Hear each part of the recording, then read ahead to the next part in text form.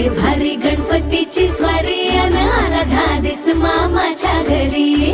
मालवण चिपळूण सावंतवाडी माझ्या कोकण गावांचो दिमाग भारी. दिसते भारी गणपतीची स्वारी माझ्या